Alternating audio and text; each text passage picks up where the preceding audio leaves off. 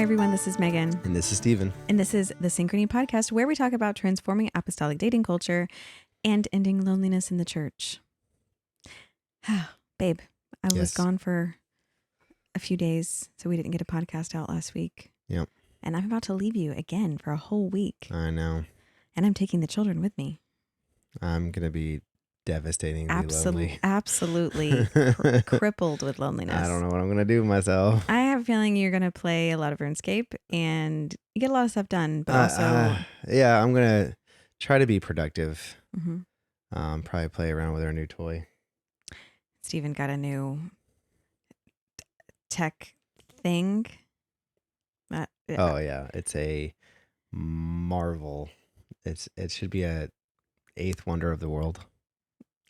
It's basically like a micro server. I'm not going to go into details. Don't go into details. Don't do it. The people don't need to know. There's a few people out there that appreciate this. I'm so sorry to everyone else. I apologize. I'm only going to go and say we got a NAS, which is a network. Let's see. Oh, okay. This is riveting so far. No, we're going to cut that part out. Mm-hmm. We got a NAS, which is a network access server. Okay. Network access storage. And so basically, with all the podcasts that we were doing, it requires a lot of storage of information. Mm-hmm. And each one of these episodes ranges between like 25 and 50 gigabytes, which is a lot for those who... And we only record in 1080. If we record in 4K, it would be insane. So anyways, I am one of those people who cannot let go of raw footage. And I have one of those, like, because I lost my dad at such a young age. Oh my God, now we're unpacking the childhood trauma. Well, no, I'm just saying, like, we have hundreds and hundreds of hours of footage of me and you gushing over each other. Yeah.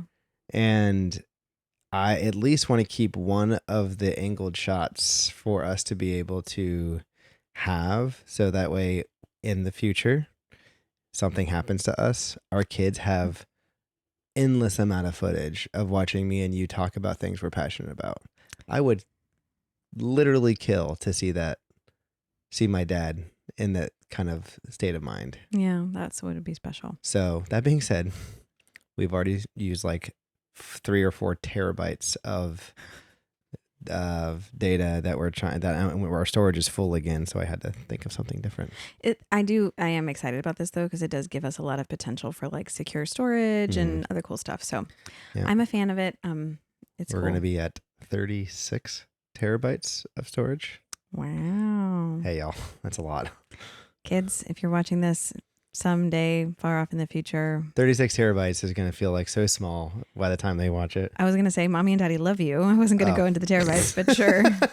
Also that. Okay, so I'm hoping this won't be too like philosophical and heady of an episode. We've been talking about doing this one for a few weeks now, so I feel like I've been like having a lot of thoughts bounce around, but of course, in true synchrony fashion, did I sit down and write anything out? No, I did not. So this will be extemporaneous. We want to explore the idea of feeling peace about a relationship. Yeah. And apostolics love to feel peace about things. Oh, sure. That is like the most like wholesome woo-woo thing we do, where we'll be like, yeah, I was in the store and I was thinking about whether or not to like buy this like expensive thing, but then like I just felt a peace about it. So I just went ahead and got it. You know what I mean? Yeah.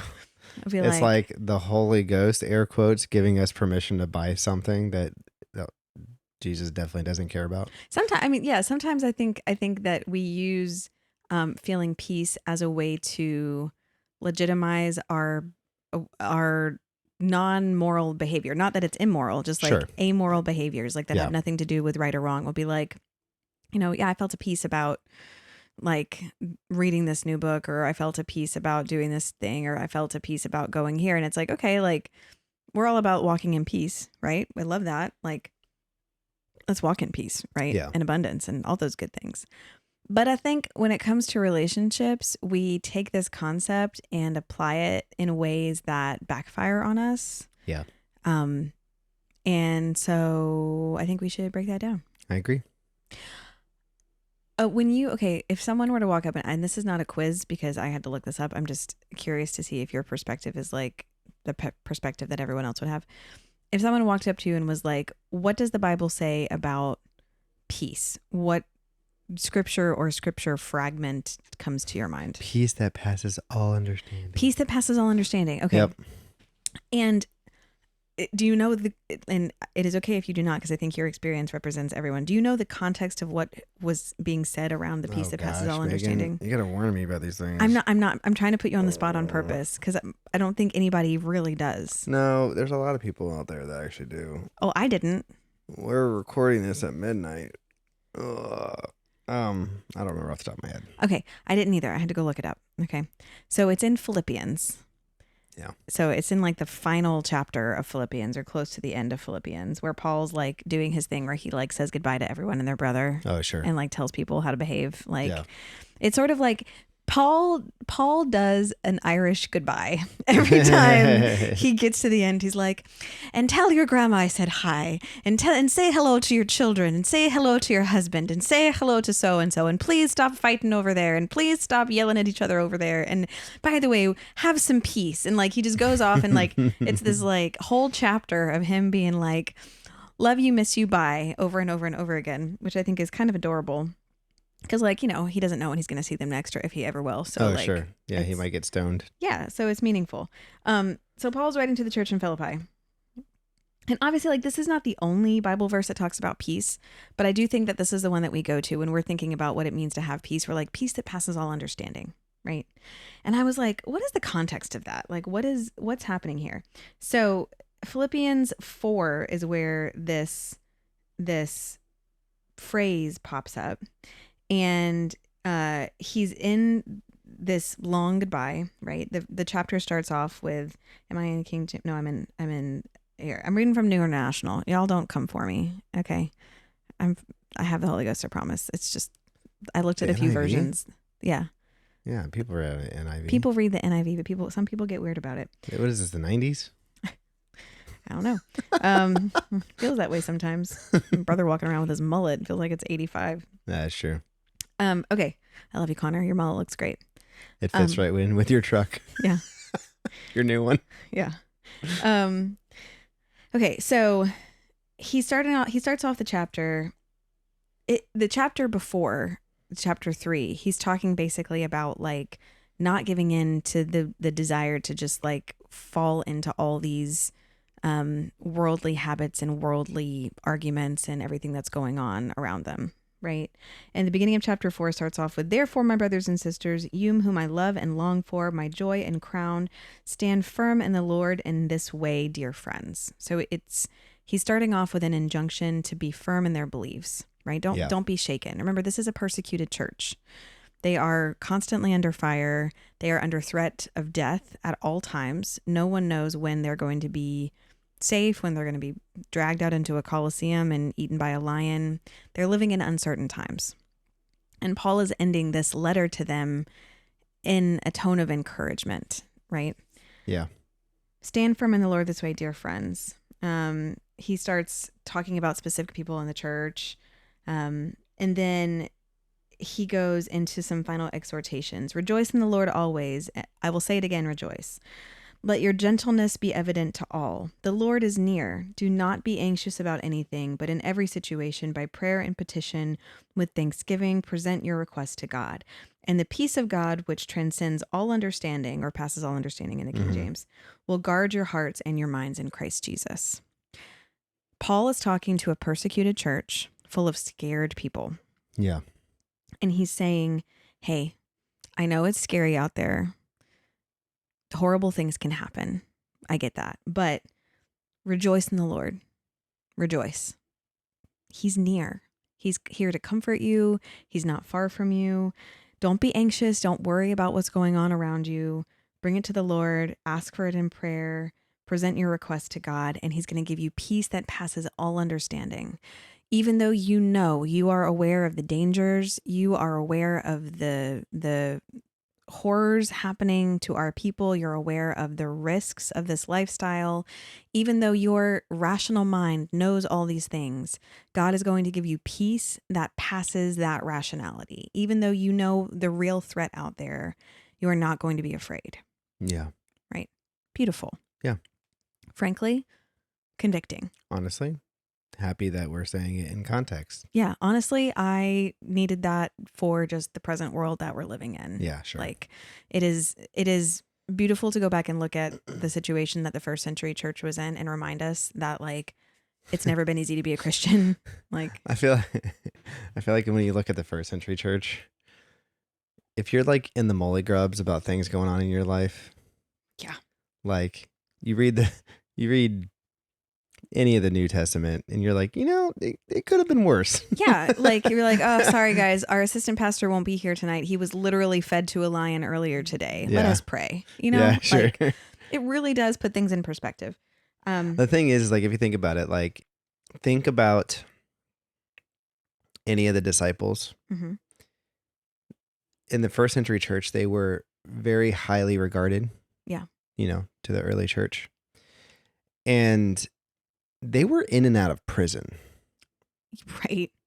Like literally at death's door on like, cause back then you didn't go to prison like an American prisoner where like you're fed and clothed and a guard relatively gently moves you around between the prison. Like you were beaten to a pulp and thrown into a pit full of rats and other people's excrement. Yeah, sure. Like, but what I mean is if we were in today's age, mm-hmm. and there is a pastor that had ever been to prison, for the most part, sure, they would be completely written off. We have pastors. I know that there's. I know you know what I mean. Where I'm saying that though, like if we had a current pastor who is currently pastoring, and they went to prison, yeah, I feel like there would be the very few that says no. I know his character. Mm-hmm. He doesn't deserve that. But a lot of people in today's culture would probably just like write him off and say, "Oh, yeah, he obviously did something wrong. He went to prison, rightfully so." Yeah, sure. But then what's funny is if that pastor got out of prison, how many people would listen to what he preached if he continued preaching? Yeah, dude, the disciples were in and out of prison like nobody's business. Yeah, good thing they didn't have to get tattooed every time. They'd come out looking like gang members. Yeah, imagine disciples like teardrops. Spider webs. I almost made a terrible joke that would have definitely gotten on us. I mean, Paul could have had a lot of teardrops. Yeah, for real. He was covered in teardrops. Oh man. Anyway, so a lot of times, and I'm like, I just pulled up a concordance just to skim. A lot of times when we're looking at references to peace in scripture, even in the Old Testament, you're either talking about peace that is peace between two peoples, right? Making peace between two nations. Yeah. You're talking about God's peace. So, David in the Psalms will say, Lord, like, don't withhold your peace from me, right? Or like, bring peace. And then it's people wishing peace or praying peace over people. So I like, may you find peace. Like it's Paul encouraging them to reach for the peace of God, right? In my mind, and I'm not a theologian, we're not theologians, not pretending to be theologians, and I'm not a preacher, so talk to your pastor about this. I think that the peace of God is different than the peace we are striving to feel in our romantic relationships. I feel like that's not much of a stretch. Because I'm not saying it's, here's where I feel like people could get dicey about it. Like, I'm not saying that apostolic people aren't praying about their relationships. Is that also the same peace that we feel whenever we are going to buy something at Old Navy? Yeah, I feel peace about this sale. Yeah. So I think we kind of take this idea that we should just have peace and we go, oh, this means that when I'm doing the right thing, I'm going to feel fine about it. Right? Yeah. Like peace that passes understanding has come to be this thing where even if I don't know all the details, if I feel this feeling, it's a green light. Yeah. It's become a divining rod, right? It's like and thummim, right? Where we're like, if I'm on the right track, I'm going to feel peace. that's not what's being talked about here. Peace is not being talked about as a decision maker. It's being talked about as a comforter, right? Yeah. And as an encourager. So when Paul is talking about peace to the persecuted church, he's not saying God's going to give you peace to know which thing you should do. He's saying no matter your external circumstances, you will have peace, even though you know you shouldn't. Yeah. Right? So in the modern church, when we talk about feeling peace, we use that as a kind of soothsaying. Yeah, sure. Not to It's almost like with those tuning forks to help you find water? Yeah, seriously, the divining rods or the chicken bones, whatever. I mean, like it's a little woo woo, and we need to own that, because we talk about the peace of God as if we have this it's like people who do like beach combing with the with the metal detectors, yeah, which looks so fun. Oh yeah, that's 100%. If we lived closer to the beach, which is funny, I lived by the beach my whole life, but I would 100% do that. Old people hobbies that are on my list of things to get really far into when our kids are grown. You ready? Yes. Bird watching. I think it's fun. You could join your mom. My mom is becoming an expert. Beach combing. Mm-hmm. Love a beach combing. Magnet fishing. 100%. Similar, but slightly different. Although some parts of Florida, I feel like you just get way too many guns, and that freaks me out a little bit. Yeah, probably. Did you see that someone, sorry, tangent. Did you see that someone in our county, they found a grenade, an undetonated grenade that somebody dropped off somewhere, and the bomb squad had to come out and deal with it? That doesn't surprise me. Like a World War II era grenade that somebody found in their garage. Oh, yes, I did see that. I thought you meant magnet fishing, but no. No. Sorry, I got distracted by the guns, and I realized I'd seen this headline about like the brave bomb squad of Alachua County. Congratulations, Alachua County. Random. Like we finally get to see action. They're like, we've been training for this our whole lives. That's not to discredit our bomb squad. I don't know what they do. I don't know if they respond to often. They respond to all the high school threats and everything. I mean, they're great people, but it was wild that happened. It was like something out of a TV show. Yeah, 100%. Anyway, so peace is not meant to be what we use to like feel out. That was my metal detector impression. Yes. Yeah. To feel out if we're walking in the right way, right? Like it's not our like God radar where we're like, ooh, as long as I have this feeling, and we make it a feeling, like an emotion. Yeah. And I don't think peace is an emotional thing. I think peace is like the peace of God that passes all understanding is peace because I know that God is near. It's peace. Yeah, it's peace when, a loved one is dying that you don't know why, but God has given you peace to be able to make it through this valley. Yeah. It's that and I feel like making it about small decisions is kind of watering down God's power. Yeah. And it's also giving up responsibility. Yeah. Because if we say, oh, I'm going to feel peace about this and it's going to be God telling me what to do, that means I don't have to make any hard decisions. Yeah. Right. I'm putting it in God's hands, so to speak. But here's the thing. I think that peace, real peace, comes from knowledge and confidence, right? When I feel peace that passes understanding, it's because I have the confidence and knowledge that God is going to sustain me through this thing. Okay, knowledge and confidence in God. Okay. In that scenario, I think the peace of God that passes all understanding is knowing that God is bigger than whatever situation I'm in. Yes, but the knowledge and confidence is in God.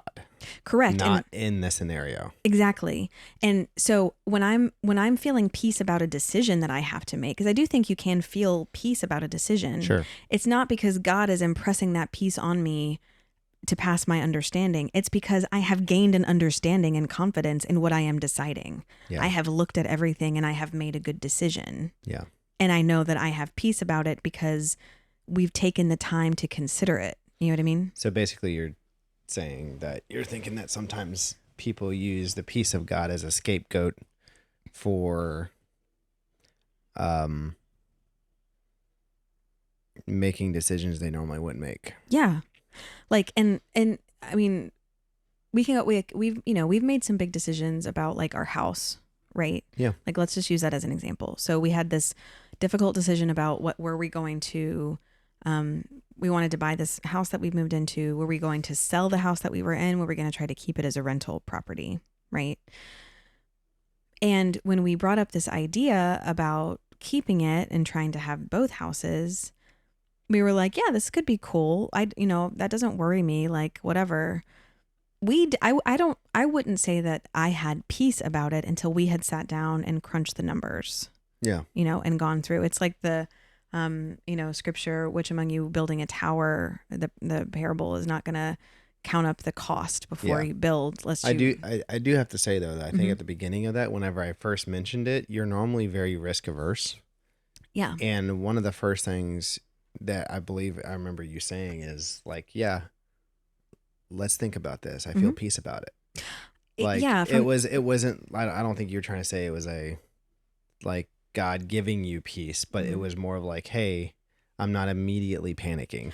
Yeah. And there's a difference between a lack of fear and the presence of peace. I think lack of fear or lack of, in relationships, red flags does not necessarily mean the presence of peace in my mind. Yeah. Like peace is not a lack of fear. Peace is the presence of peace, right? It's a net addition. And when we're making those big decisions, for me at least, the peace comes from, did I look everything over? Have I asked good questions? Have I considered everything? Have I counted up the cost? Am I making as responsible of a decision as I can make? And then at the end of it, have I placed it in the hands of God and said, Lord, if this isn't what you want for us, close the door. Yeah. Once those boxes are checked, I can feel peace. Yeah. Because we have brought peace into the decision, because we have taken our responsibility seriously, and we've given it over to God to have his way. Yeah. So how does this relate with our listeners? Okay. So I think people are misusing peace in relationships in two ways. Okay. One, in a way that prevents them from having relationships, and one in a way that gets them into bad relationships. Okay. Same problem, different outcomes, right? So one of the things that I hear with some frequency from people, especially like if they've been in a relationship for a while and it's progressing well, everything's going pretty smoothly, there's no big red flags, there's no big concerns, but they'll say, I just didn't feel peace about this. I didn't feel peace about it, so I needed to end it. I didn't feel peace about it, so I decided it wasn't right. Yeah. Can relate. I did this to you. Yeah. I woke up one day. I sure did. I woke up one day and I felt uneasy. Yeah. Right. And after we prayed about it or whatever, I decided to end the relationship. And I believe in hindsight that was because I needed to go look at all those questions and ask the questions and do the seeking. Yeah, we definitely didn't break up with that in mind, though. No. We broke up with there being a no reconvening date. It was a seen through and through breakup. We weren't going to maintain contact. Yeah, and I cited like a lack of peace. Right? Or you did. I think I said like I feel uneasy. I don't feel peace about this. I think we need to take a step back. Right. Yeah. And in hindsight, like if I could go back and talk to my younger self, I don't think that it was a lack of peace as much as it was a lack of confidence, to so to speak, like a lack of understanding of what this decision was going to be. Like I needed to go sit and reckon with my values and figure out how you lined up with that. And it's funny because I contrast that feeling of the feeling that I felt after you and I got back together. And we've talked about this because when we got back together, before we agreed to date again, we sat down, we got sushi at... We thought it was a sketchy hole in the wall place at first. We need to go back to that place. But we walked in, it was so elegant. The sushi was bomb also. It was one of those like curb appeal did not hit.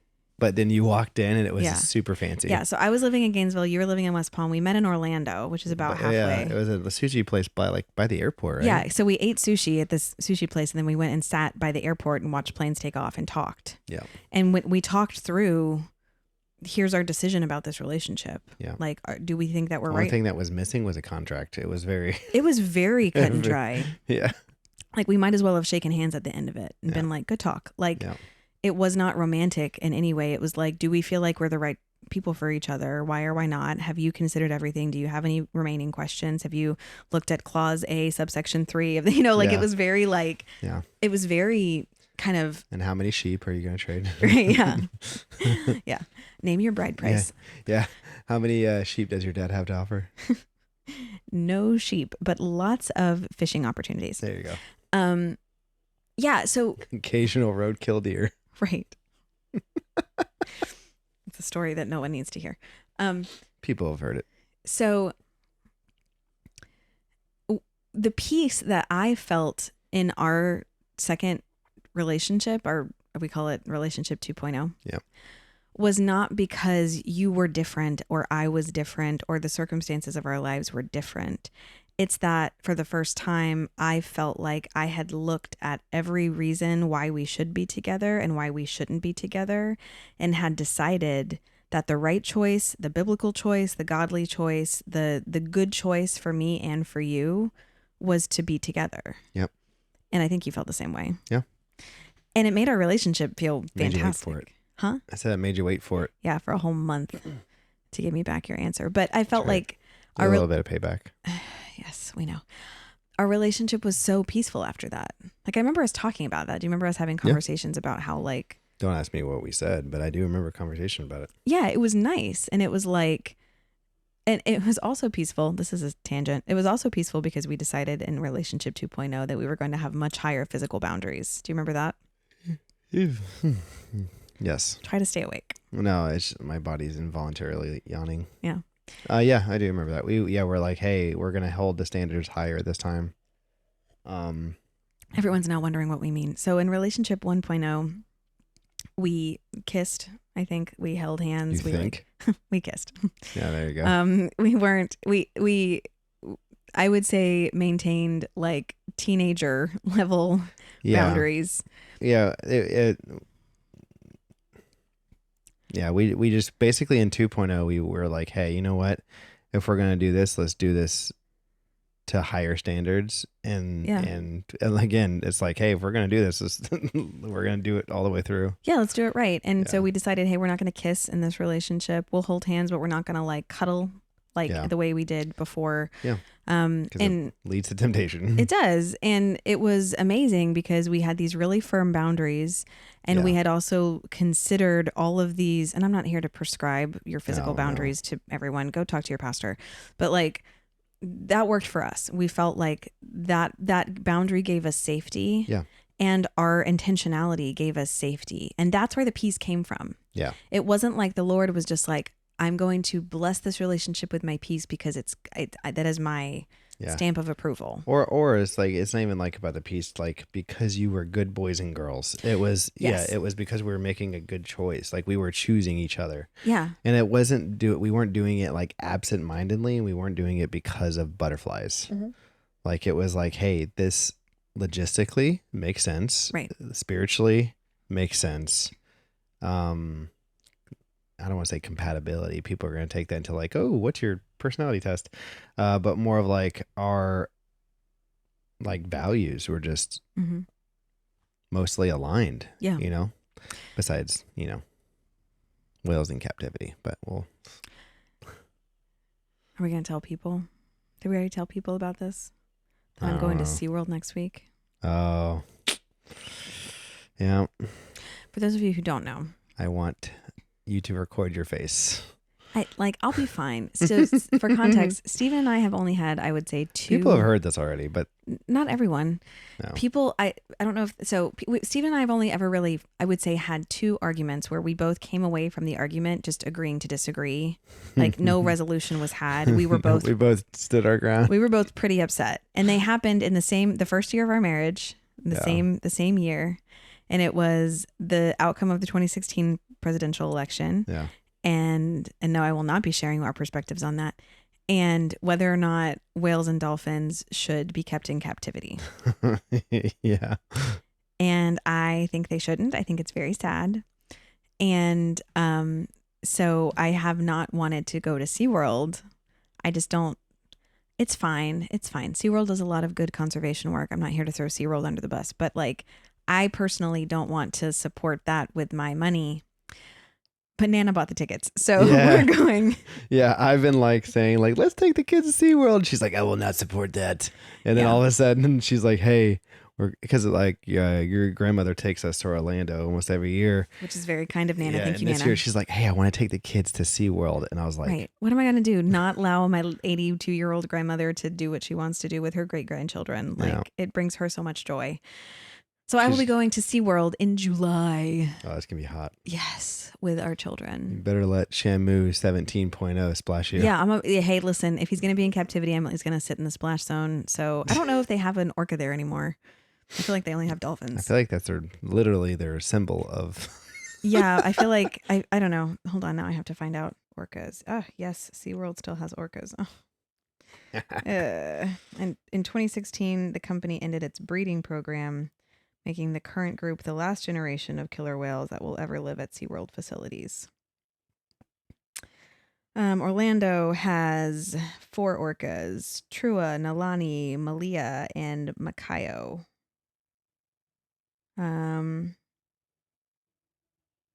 But they no longer have theatrical circus-style performances. We've shifted to an educational experience called the Orca Encounter, which focuses on the whale's natural behaviors and conservation.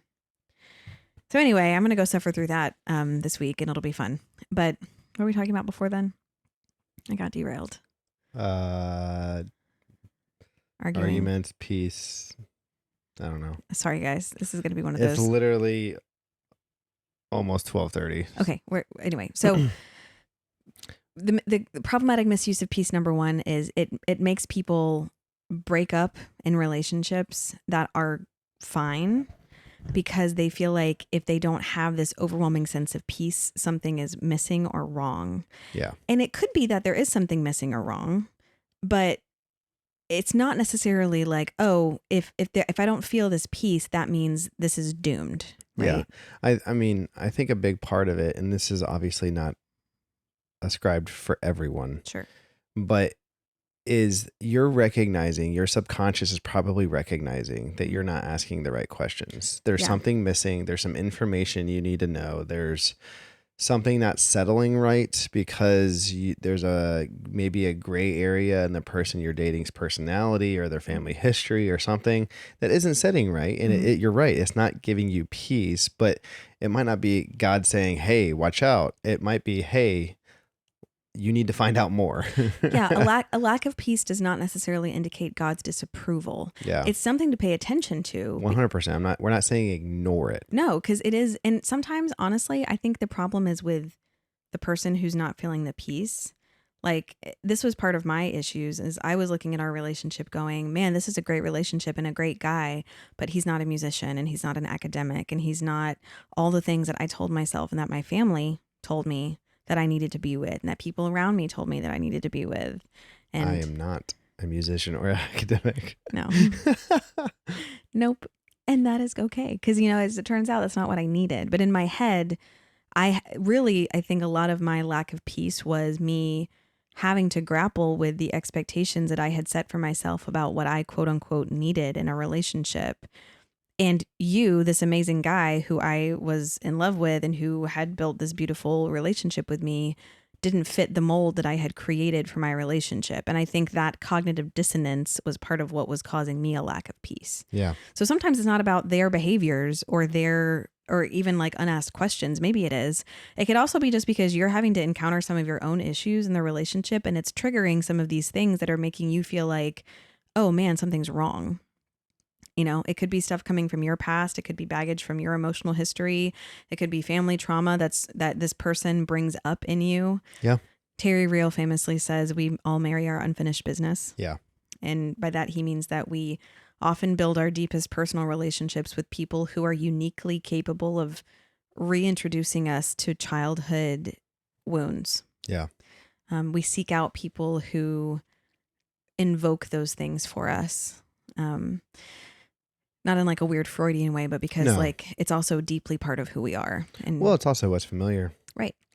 And that's why you hear about the person that's like like I'm just a magnet for bad relationships. It might be just undealt with trauma that you're Yeah. going to what's familiar. You're going to the love language style of what's familiar. Mhm. The way the person treats you is familiar to the way that your dad or stepdad or mom or stepmom treated you. Yeah.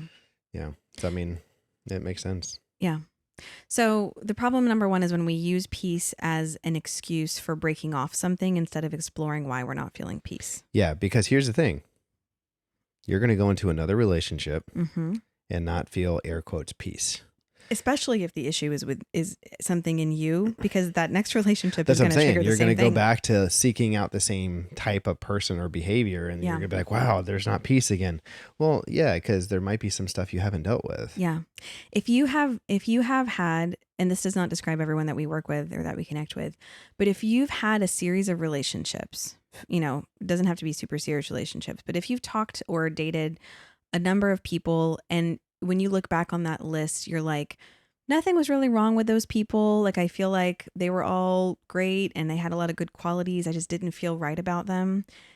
You should go sit with someone who knows you really well and start asking those hard questions of like, what did these people bring up in me that made me uncomfortable? Yeah, and give them permission to be clear. Yeah. And Direct. Mm-hmm. Okay. So the way that I think peace is getting misused, number 2. Okay. I think that people will feel what they perceive to be peace and use that to legitimize relationships that they have not thought through very well at all. Yeah.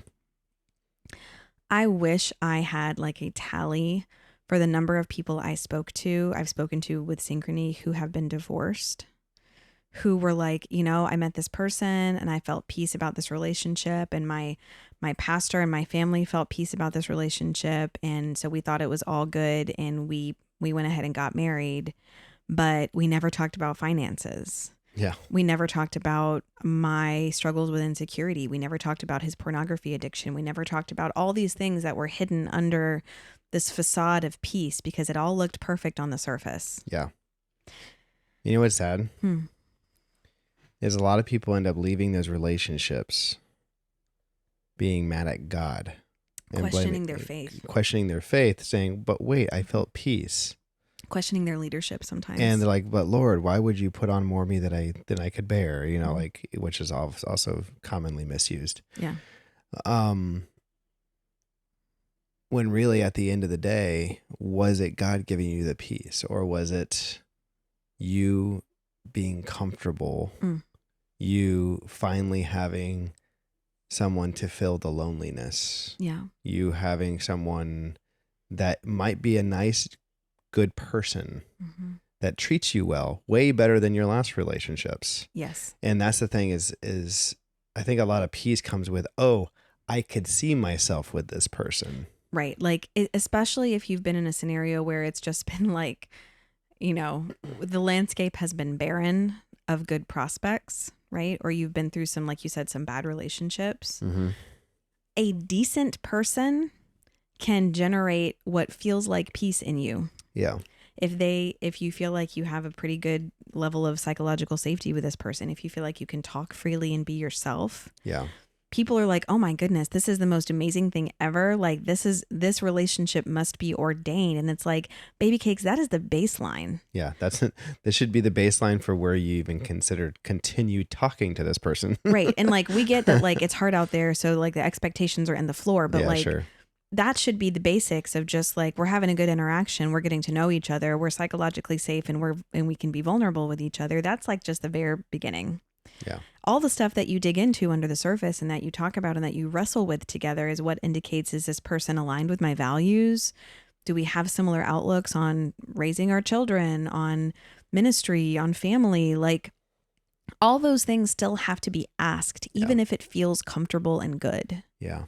The problem with this, though, is you run into a situation, especially if you come from a season of several bad relationships, when you feel that peace, or that air quotes, what people perceive to be godly peace, they'll sometimes say, oh, this must be God, so I don't think they do this on purpose, but they end up ignoring asking the important questions. Yes. Because of the peace. 100%. And so what happens is they're like, oh, I feel this peace, then I don't need to continue looking further. Right. Like, this is it. I'm here. Mm-hmm. This is the relationship I'm in, and this person's going to take care of me. And you automatically start assuming things because of peace. Right. When in all actuality, you're making a choice to not continue digging to find out if this person is the person who actually shares your values. Right.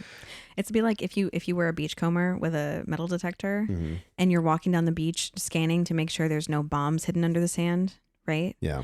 And you're not getting any signals about bombs, but you're constantly walking past signs that says danger, high tide, danger, no outlet, danger, high tide, right? Yeah. And the tide's coming in and it's hitting your ankles and you've got nowhere to go and you're moving back into, a set of cliffs or whatever. And in a minute, there's going to be nowhere for you to go but swim. But you're metal detecting and you're like, well, there's no bombs. Yeah. So I'm good. And it's like, no, there is evident danger in this scenario. Yeah. Just because the things that you are screening for haven't gone off doesn't mean that you can turn off your vigilance. Yeah. And the same thing with people. I think that we do this all the time where we have people in our lives who love us and who we respect. Oh, yeah. Yeah. Yeah. Who will say, oh, I just feel so much peace about this person. Right. Which then validates and now it's confirmation. Now it's confirmation. Right. Yeah. And we will take the word of a well-meaning pastor or pastor's wife, which like y'all, our pastors and pastors' wives are doing such incredible work. Yeah. They are working so hard to just like keep people close to the throne, and they have to have so much sensitivity. But y'all, the most spiritual prayed up pastor or pastor's wife does not have their spiritual sensitivity dialed up to 12 in every moment of every day. Yeah. I know this because I've had pastors have to come up and apologize to me for something insensitive that they said by accident. Yeah. You've gotten that all the time.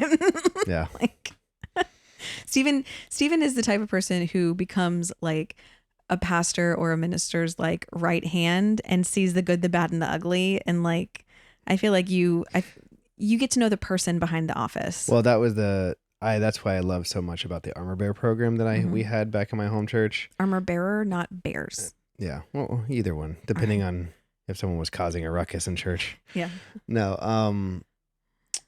We had a chance to serve ministry in a way that really helped me see behind the curtain and see that at the end of the day, ministers are still people. Yeah. And honestly, it helped me have a better relationship with God and with ministry because I didn't put them on a pedestal. Yes. And it helped me see that at the end of the day, they're just striving to be closer to God too. But they also, I had the privilege of witnessing them be human and also be on the other end of their frustration or anger if something happened, but then get to witness them be an example to me, coming to me and saying, hey, Stephen, I'm really sorry for the way I acted. Yeah. There was nothing that justified that. And I just wanted to apologize. And seeing someone who I respected so immensely, one, I had been around him long enough to know he wasn't actually mad at me or whatever the but it was just a heated situation and he chose a poor reaction. But to see someone who I looked up to my whole entire life come to me and almost the equivalent of what I would expect of like come and washing my feet. Yeah. Like, and apologizing to me sincerely. It was a really cool way to see ministry. And we've had the privilege and honor of sitting under incredible pastors.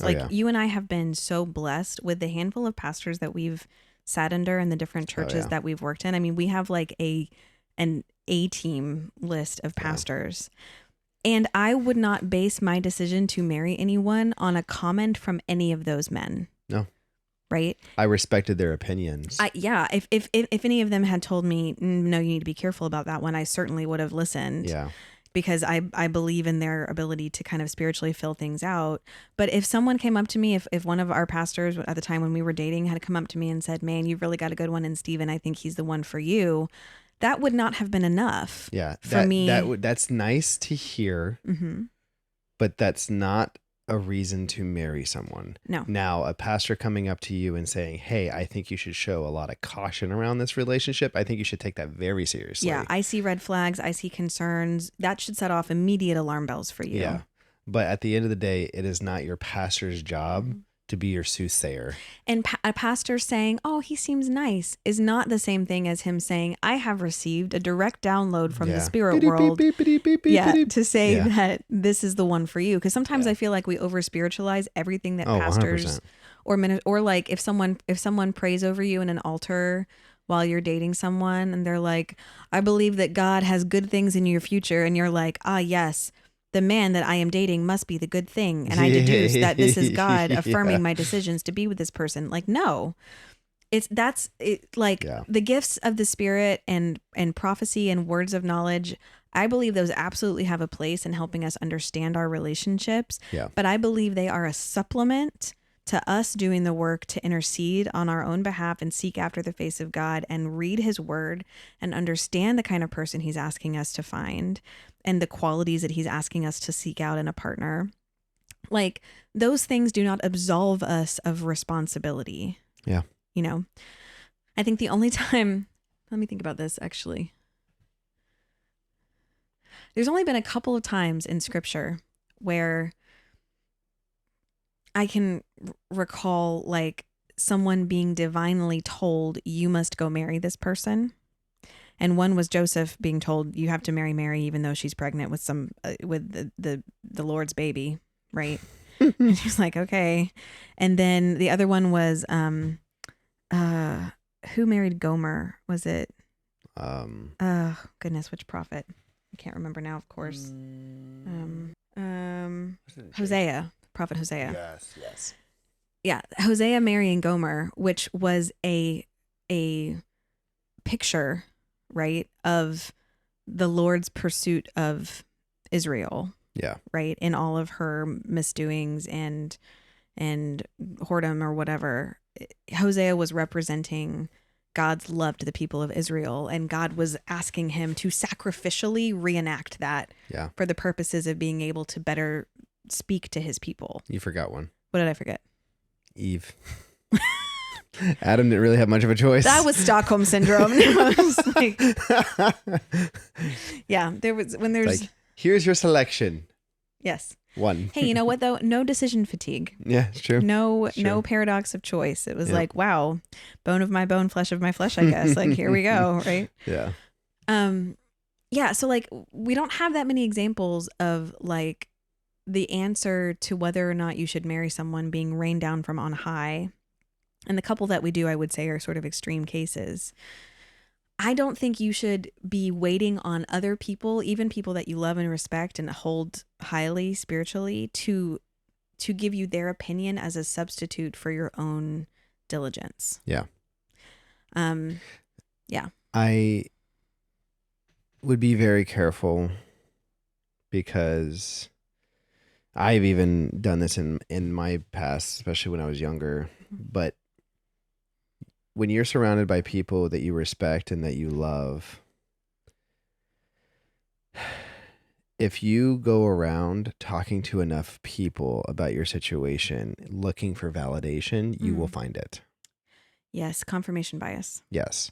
Because the people that you surround yourself with love you. Mm-hmm. Hopefully you have people that are in your life that can speak directly to you, even if they don't agree with you. Yeah. But I know a lot of people that instead of actually sitting down and praying themselves and actually being sensitive and listening, sitting and trying to listen to God's voice, reading his word, seeing what the word has to say, they will go around and talk to as many people as possible until they get all of the confirmations they need because of someone feeling something, some sort of peace or some sort of direction or some sort of Holy Ghost. Yeah. Again, I don't want y'all to hear us thinking that we're poo-pooing on the gifts. Like, we firmly believe in them, but we also believe that people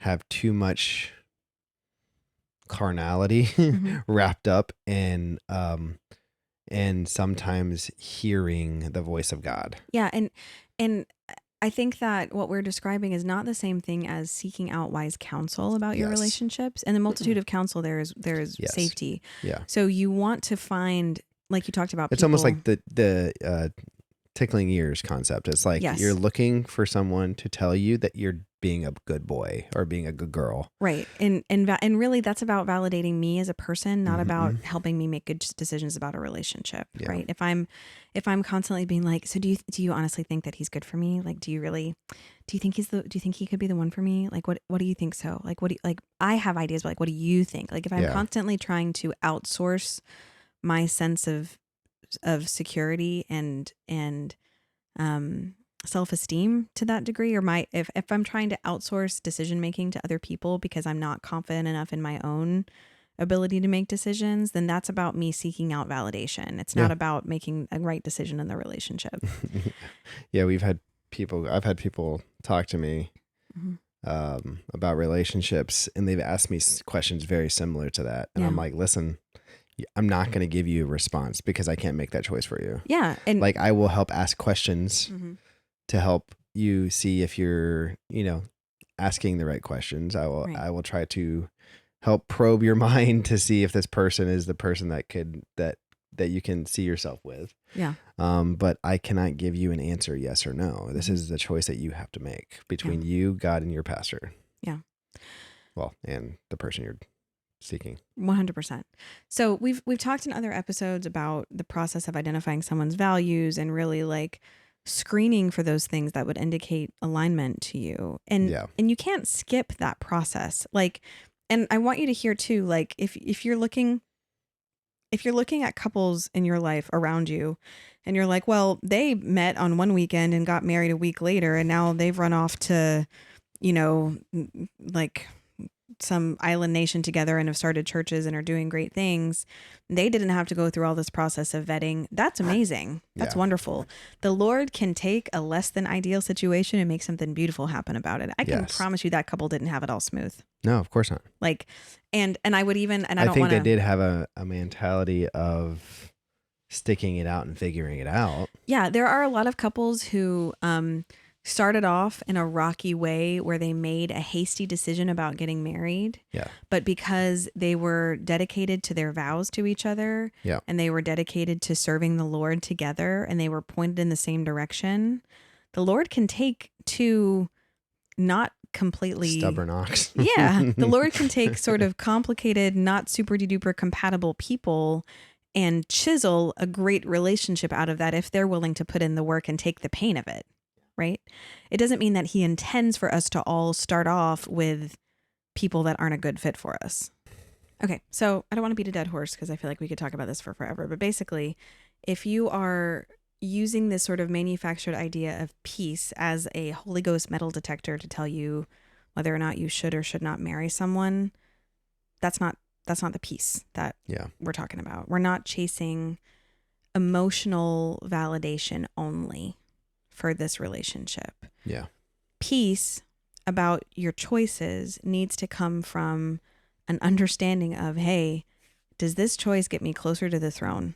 Does it help me get closer to what I feel God is calling me, how God is wanting me to live my life, the things that he's really laid on my heart, the things that he's driving me toward, the purpose that he's given me? Have I asked the right questions to identify that? Have I sought the right counsel? Am I making a good choice? Yeah. And then you can feel peace. Yeah. How has that peace manifested in our marriage? Like, I guess another way to say it is like we sort of went through the process of finding that peace based on making that good decision. What's the outcome of that been for us on the other side? 2 children. Stephen. I'm not going to say what I was about to say. Say it. No. Say it. No. Say it. No. I'll say it. Intense physical attraction is also not peace. Yes. I feel peace because she's beautiful. That's not peace, brother. Yeah. Or sister. That's not peace. It's a piece of hormones. Hormones. Yes. Yeah. Seriously though, like what's been sort of like the fruit of that process for us? I would have to say it's like the peace that we felt in our relationship Mm-hmm. really kicked in for me when we started relationship 2.0, Mm-hmm. because at the end of it, I knew that we were making a choice to choose each other. Mm. Wasn't It, about how he felt. yeah. Whereas a lot of past relationships, I was so overwhelmed with emotion and excitement and hormones, and like my brain was so clouded Mm. that and we had our first relationship, we went through that. You came back and said, "Hey, I choose you." Yeah. Wow, like I'm a Pokemon. Um, and That's how I should have asked you that's out. right. That's what Should it should have have been. just sent you a Pokeball and be like, I choose you. That's pretty good, actually. Yeah, that would have been a missed opportunity on my part. Bummer. Dang. Um, Goodness. Oh, so basically, we've rooted our relationship Mm-hmm. on mutual choice, Mm-hmm. right? Out of common values, out of like, despite we knew that we can make it through anything, Yeah. because at the end of the day, we chose each other. Mm-hmm. So what I mean by that is, like, you even said to me, actually, this would be a more pertinent question for you, Mm-hmm. because in our first year of marriage Mm-hmm. was really rough. Not in like a marriage is hard way. We just had a lot of big choices, big things, big decisions, Big transitions. big transitions. Like you and I both transitioned from two different career fields Mm-hmm. at the same time, basically. Yeah, the identities that we went into when we got married of who we thought we were with our careers and even our callings Yeah. literally crumbled within Yeah. 6 months of us getting married. Yeah, 100%. And Yeah. so we basically became like, if we had gotten into a relationship because of our jobs or our career paths, we would have started our marriage like with a divorce, like, Yeah, because that was almost immediately over. what happened for me, because I had gone through the process of really figuring out what mattered to me about what mattered to me and my partner, Yeah. right? And then had gone through the process of evaluating you, frankly, Yeah. against those criteria, Mhm. right? What does the Bible say about who I need to have in a partner? What do my values say about who I need to have in a partner? Yeah. How do I feel about these things? The reasons we should be together, the reasons why we're not great together. How does all this eke out? Could I love you on your worst day? Could you love me on mine? Right? Like, Yeah. sitting there going through all that, I came out with this sense of, you know what, this connection is good. No matter where we go, this is going to be good for us, right? Yeah. So when in our early year of marriage, everything that I had planned for our life to look like fell apart, not in a bad way, but it just, all of our plans were changed. God Yeah. redirected every single plan I had about how our life was going to look, right? Yeah. And it was scary to me. And it triggered some history, Yeah. right? It made me feel shaky, but I never once doubted that I had married the right person. Yeah. And that is huge, because every single couple is going to encounter a moment in their relationship where they're going to go, maybe this was a mistake. Yeah. And if you based your decision on vibes and what that one person said to you in an altar at that one conference, that will shake your marriage. Yeah. And this is the part that bothers me so much about people who get married over attraction. Yeah. Because that is very superficial. Yeah. You woke up and And they had not morning just- breath and you're like, I've made the wrong decision. Well, not just superficial in that. It's like, because I can see a guy arguing, even a girl with morning breath that is beautiful is still beautiful. Like, right. It's Sure. like the whole concept. But at the end of the day, if that person that you thought you married was Mhm. beautiful, but they have a sour personality on the other end of it, Yeah. that beauty goes away really fast. Sure. Or if they decide not to want to hold a job down, or if, you know what, I don't want to have kids now. You know, It's Right. like all of a sudden things change. Beauty is completely irrelevant. Yeah. And so it's one of those things, is like, what really holds you through the hard times is being on the same page, Yeah. having common communication, like having a, what's the, I mean, being equally yoked. No, what's Dave? Shared language. Shared language. Mm-hmm. Having a shared language about communication. Yeah. Like being on the same page. Like it's that's what's going to hold you through the job loss, the miscarriages, the diagnosis of something that's really hard. Like beauty means nothing. Traditional beauty means nothing when those big things happen. Right. And if you were basing, this goes back to, pulling your piece from the opinions of other people. Yeah. If you were basing this person's fit for you on that one comment from your pastor or what your friends told you or whatever, they're not going to be seeing the things that you see behind closed doors in your first years of marriage, and they will not have an awareness of that. And you cannot rely on their opinion to tell you whether or not the person that you're with is healthy and safe and good for you. Yeah. So you have to, before you ever get into that situation in your marriage, you have to know that you've done the digging. Yeah. And that you've asked the questions and you've held everything up to the light. And that doesn't mean you're not going to learn something about them. That's a little weird. 100%. Like the thing is at the end of the day, people are saying, well, how you're telling me I need to know them completely before I get married? Absolutely not. No, but you need your values to align. You need your heartbeat to be the same. Do you have the tools? Right. Do you both have the tools to say, oh, here's an obstacle. Mm-hmm. How do we figure out how to get over it or around it? And are you going in the same direction? Exactly.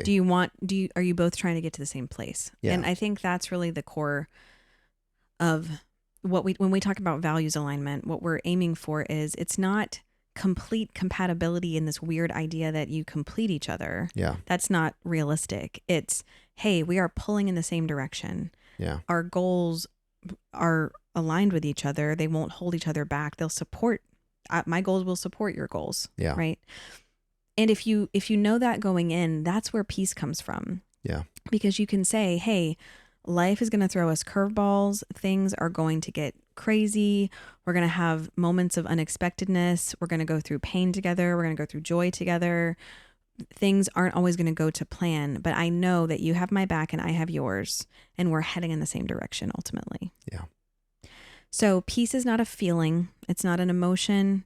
It's not a metal detector. It's not some kind of a woo-woo divining rod to tell you whether or not the person you're talking to is the one.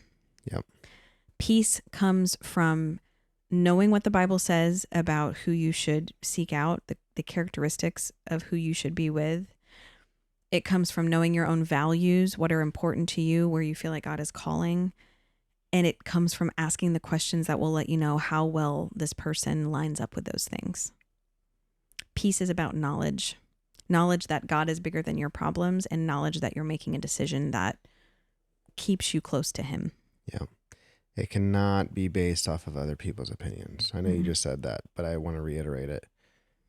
Like, your pastor giving you a check mark of his approval does not mean that is God's approval. It does not absolve you of the responsibility to search out the truth. No, because at the end of the day, if something happens in your relationship and something goes south, you end up in a divorce, it's not your pastor's responsibility for you ending up in that divorce. Well, you gave me the approval, pastor.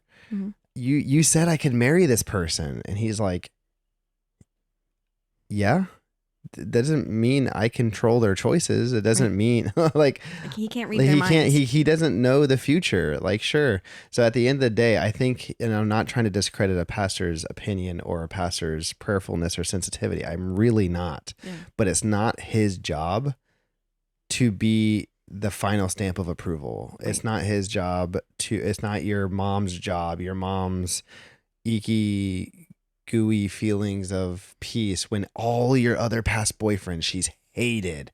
Right. This one she loves. Yeah. Oh, yeah. I love when people do that. They'll be like, oh, in the past, all of my family disliked who I dated, but they love this person. And again, it's like, maybe you were just dating horrible people and now you've met someone decent. Yeah. Yay for you. We're improving. We love that growth. Still doesn't mean they're the right one. Yeah, it does not. Yeah. So you really have to shut out all the other voices, all the other noise, and focus on what does the Bible say? What is the Holy Ghost telling me? Yeah. What have I learned from this person? Yeah. You know? I have one small announcement, which is that we started a newsletter. Yes, you did. You didn't. You don't want my newsletter. It'll be in shorthand. Be like, I drew you a picture. Yeah, it'll be a lot of y'alls. Yeah, no, it's good. It feels good to write like more long form stuff. Yeah. I miss writing and I like writing. So the newsletter, if you haven't subscribed, I'll put a link in the description. What I'm really trying to do with that is, one, I want a way for people to hear how things are going with Synchrony, even if I'm not talking directly to them every week. Like, we have so many clients right now, and I wish that we had the space to sit with all of them on a regular basis and just check in. Yeah. That would be fantastic. We can schedule check-ins if you're one of our clients and you haven't heard from us in a while. Please email me so that we can put something on the calendar and we can chat. But in the meantime, I wanted a way for people just to at least hear what was going on and kind of just to connect with people over some, ideas that are sort of poking around in my head. So every newsletter is pretty short. It's basically got like sort of a little reflection, maybe with some resources of reading that I think might be valuable, or podcasts or tools, anything that I think might, kind of help people think about their relationships or their single season or whatever. I want to kind of get those out to people. And then I'm also providing just a really short sort of summary of how things are going this week. So it's like, how many people are in the pipeline, men and women, how many matches are in progress, like just sharing some of those little numbers, any kind of quick reflections on, hey, we met some new people, or hey, it's been pretty quiet this week, or here's what we have going on in our personal lives. Just enough to give people a sense of what's going on. I want them to feel like they have their finger on the pulse. So you don't have to be a client to subscribe to the newsletter. It is absolutely free. Feel free to share it with friends, loved ones, single friends, married friends, pastors and leaders, something in it for everyone who's interested in apostolic dating culture. It's called Love Notes from Synchrony. Love Notes. Yeah. Okay. Anything else? People do the K-pop heart? No, they do like... Yeah, it's the K-pop heart. I can't... Well, no, like this is what the Jin... Oh yeah, this is the... If you can't see us if you're listening to this on Spotify. We're making weird, probably gang signs with our hands trying to make hearts. Yeah. This isn't the K-pop heart. This is like the Gen Z heart. Yeah, this is the K-pop heart. Yeah. The little thumbs. People like millennials. Millennials do this, and then the younger generation does this. Yeah. Yeah. Oh gosh, we're turning those people. We're growing and changing. Yeah. Someone suggested to me, I'm skeptical of this. Comment if you think this is a good idea. They're like, you guys need to be on TikTok. And that's not the first time I've heard about TikTok. I am terrified of TikTok. Yeah. I don't know enough about it, but it's probably not a bad idea. We're ancient. I feel like TikTok is one of those places where I would get lost and quickly start trying to cook things that I shouldn't cook. Not meth. Like I don't know. We are in Fairbanks. Yeah. It's the wrong side of TikTok. Yeah, not Alaska. Yeah, no.